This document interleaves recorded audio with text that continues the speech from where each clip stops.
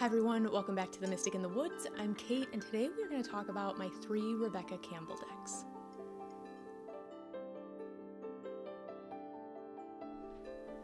So the 3 decks I have from Rebecca Campbell are her Work Your Light Oracle, which was actually one of my very first Oracle decks.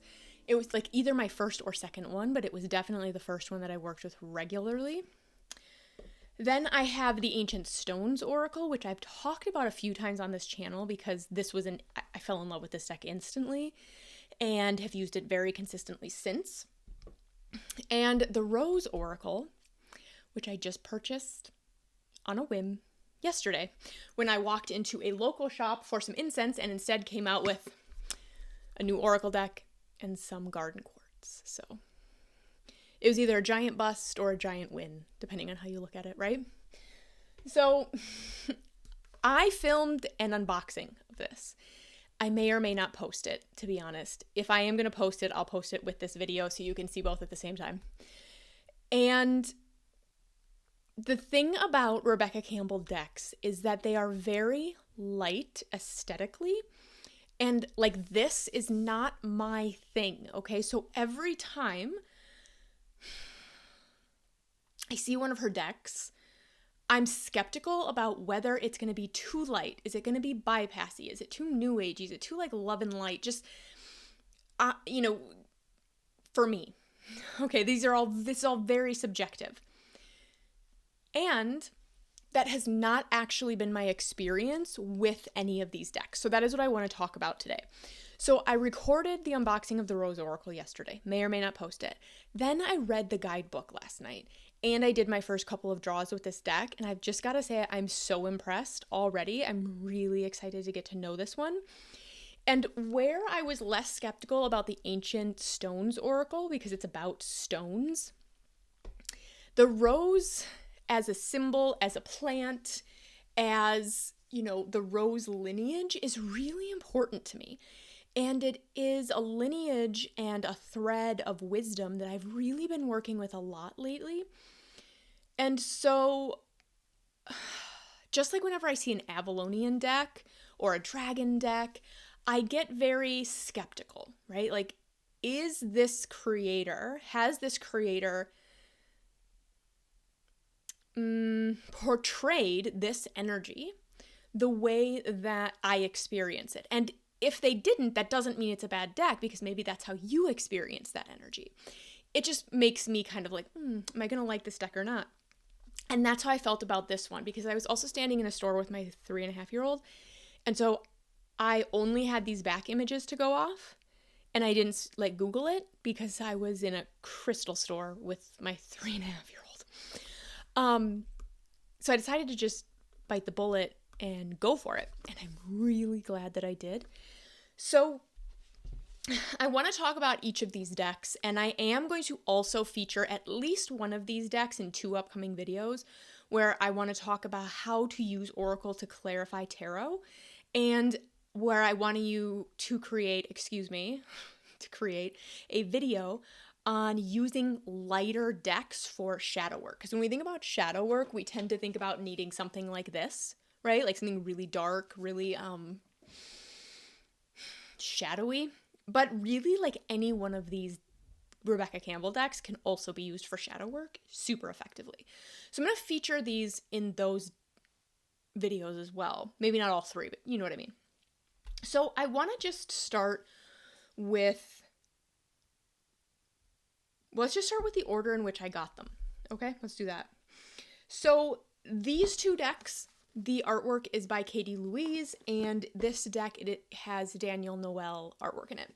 So the artwork is a little bit different. And of course, the energy of the decks are a little bit different because they're tapping into different things.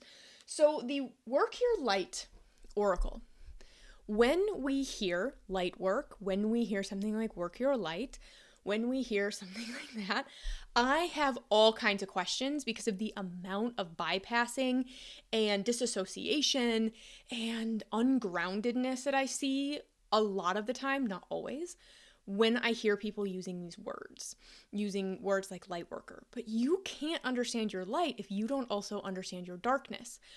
So I think this deck at first glance can feel very bypassy and light. I purchased it at the beginning of my tarot journey because I needed light decks at the time. I needed to be held, and I really wanted decks that sort of wove a Christian thread through it without being like churchy. So now I understand why, and I'll do a separate video on that kind of aspect of my journey, but this deck does that. So this deck has a few different suits, I believe. I haven't used this deck in like probably a year. It has a handful of suits, and it has like yes or no cards as well. So it's a really actually very well-rounded deck in my opinion. Here's Anna, grandmother of Jesus. It's actually a fairly well-rounded deck in my opinion. So like here we have an Unbound card. Okay? So then we have a Starseed card. But then we have Warrior Woman. And there's basically it's next. This is basically a Tower card, right? So if you're a tarot reader, this is basically the Tower energy.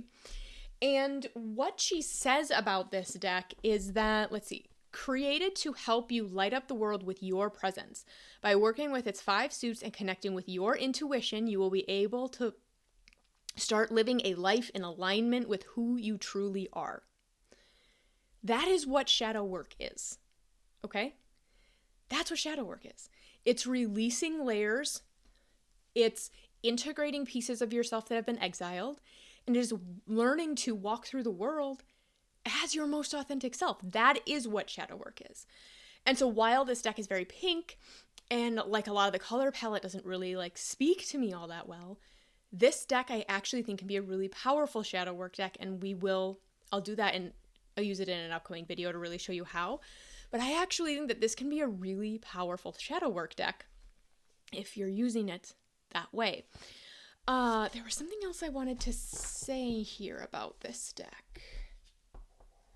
I can't remember. But yeah, I think the only complaint that I have about this deck is just like this color palette. You know, I'm just not really into these like bright purples and pinks. And that is purely subjective. That is not even me criticizing the art, because I know how subjective that is. Okay, one of the decks I'm going to do in an upcoming video as well is a quick compare and contrast of the Moonchild Tarot, because I have both editions. And I'm going to gift the Moonchild and just keep my Shadow edition. So, you know, I love the artwork. I don't love the color palette. You may feel completely opposite. That's beautiful. Okay. So let's talk about the Ancient Stones Oracle next. So this one says, ancient stones hold the sacred energy of the earth. They are a portal to reach back in time to connect with the wisdom of the ancients and our ancestors. Uncover lost wisdom with these powerful guardians and teachers attuned to their energy for healing, guidance, and protection. Now, this is very blue. Again, a little light for my taste. But when I saw this deck and purchased it, what is the word I'm looking for? Impulse. It was an impulse buy. This was an impulse buy. It was because the card images that were shown where I purchased it, which I don't even remember now, I instantly understood how I could use this in a reading, and the way that the imagery and the words made sense to me. So this is the sanctuary, harmony and balance, joy, contentment. Find your center, stay true to you, call it to you. Good luck, auspicious, wishes granted, blessings. Alignment, it's coming together, precision. So it has these cards, of course it has cards, it's a card deck. You guys, okay, I don't know if Mercury is technically stationed retrograde, but Alexandra did tell me that we are in at least the pre-retrograde shadow, and I have never been hit by a Mercury retrograde the way I am already being hit. And so I ordered a Mercury candle, not like a Mercury retrograde candle. I don't really want to fight Mercury retrograde, but like an offering to Mercury. Maybe he'll spare me a little, okay? It's coming in the mail. Hopefully it will be here soon. Boundary stones. Anyway, back to the cards, because they all have cards. There is this combination of sort of I don't want to say generic stones, but as well as very obviously identifiable landmarks that we have around the world, right? And she talks about them in the guidebook, if I remember correctly. Here, the Kaliak is in here, Elder, Teacher, Wise One Experience. So I have used this deck as a general reader, as just like a part, because when I pull cards, when I'm pulling more than one card, I will pull like 2 or 3 cards from 3 or 4 decks to get my overall message, and then I'll have another deck that I use as a clarifying. It's very messy. I'm a very messy reader. And I can use this deck for all of it, for pretty much anything. This deck has really come forward as well for creating journeys when I'm with students or creating a ceremony. And I have used this in one-on-one sessions when we're doing one-on-one shadow work beautifully. Like, this deck is great for that. And I also think that this deck is really, really beautiful for connecting in with Avalon, with the energy of Avalon, which I also have very specific thoughts about. And more on that will be coming. Sorry, I've like really messed this pile of cards up. I think that this is a really nice deck for connecting with the Isle of Avalon, and so I've been using this deck a lot, and I'm realizing now how much I do actually love these 3 decks, and I think how powerful these are as a spiritual tool, because this one I really do think is beautiful for connecting with Avalon. The Work Your Light Oracle, wherever I set that one, is, like I said, actually a really powerful shadow deck. And then, of course, we have the Rose Oracle, which I think is going to be really powerful for connecting with the Rose lineage. Now, I, again, have very specific thoughts and feelings and experiences with the lineage of the Rose and the thread of wisdom that runs through it. And so I was skeptical when I purchased this, but I really just felt pulled to, and I'm so glad that I did. And now I can't remember what I've said at the beginning of this video, but it's okay. So I was skeptical. I purchased it. I'm really glad that I did. Now, this deck has a lot, again, of these really light images that are not, really my thing. And I don't experience the lineage of the Rose as being only light, as being completely light, and or anything like that. I think for me, so if you just think about a rose, I really think about a rose as something that has depth and something that has roots and something that has thorns. And that is kind of a big deal to me.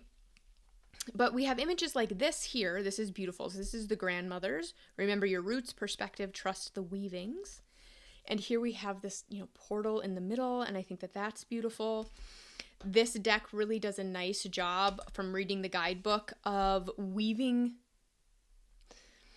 this thread that is the Rose lineage, that is the wisdom that comes from the Rose lineage, and crosses cultures and crosses time.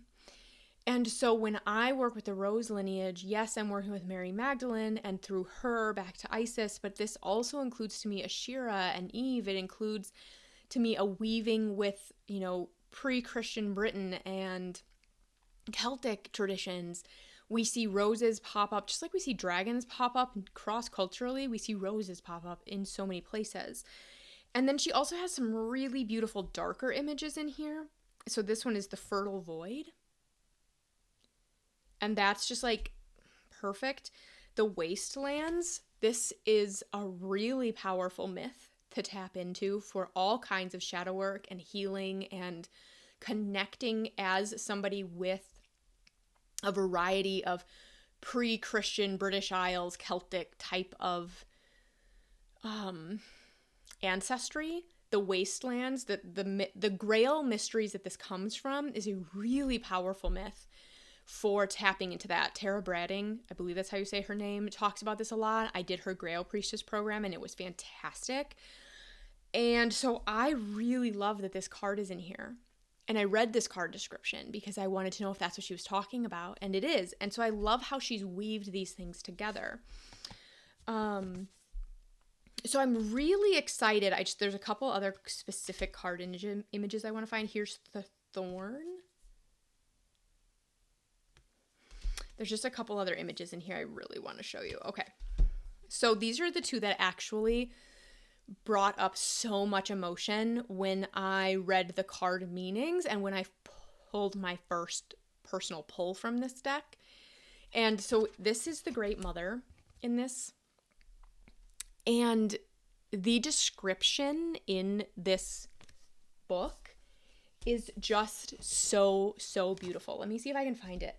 I don't know if this is a Rebecca Campbell thing or just like what we're doing in Oracle decks now, because I was using the Isis Oracle the other day, and where did our card numbers go? I'm kind of annoyed about it. But it's in alphabetical order, so it's not too hard to find. I'm going to find the Great Mother. There we go, 80. It's all of Rebecca Campbell's books, guidebooks, are solid little books, and they have pretty much the same setup. So this talks about, you surrender to the mystery, fall into her arms. The Great Mother ushered you in when you took your first breath, and she'll be there when you draw your last. She knows how challenging life on earth can be, that at times being human can be painful, lonely, and confusing. That the polarity and separation can be difficult when your soul remembers the oneness of Source. But at the same time, it can be incredibly glorious and sweet. I'm just going to switch this next paragraph just for time, but she talks about in here, this life is but a single breath in the inextinguishable existence of your soul. Hand over your worries, hurt, sorrow, fears, and doubts to the Great Mother. And then she goes on a little bit more, and some of these have a rose transmission on them. And this one says, I'm ready to embrace the extremes of my life. I lay all that I'm carrying onto the altar and fall into the Great Mother's arms. And when I am working with mother deities and I'm working with their energy as a mother, because most of our mother deities are not just mothers, this is how I experience it. And archetypal work is really important for my work. And so I really, really loved the way that was explained, or the guidebook meaning there. And then the other image here is the codes of the seeds. And I just think this image is so beautiful, and this type of card is so powerful. So this says, the blueprint is within you, take the next step. And I just think I think it's really beautiful. So I'm really excited to add this to my list of decks that I use when I'm working with the Lineage of the Rose.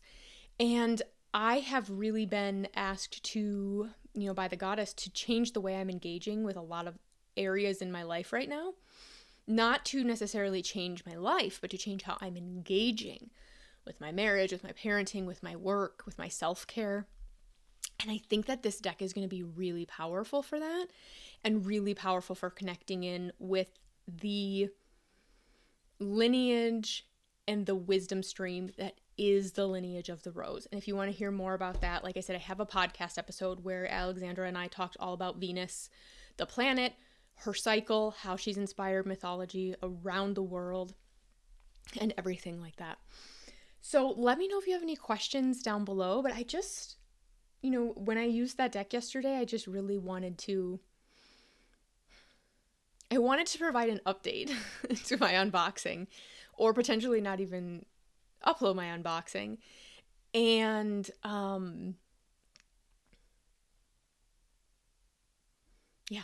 So I thought, let's just talk about all 3 decks. All right, I will see you in the next video. Bye.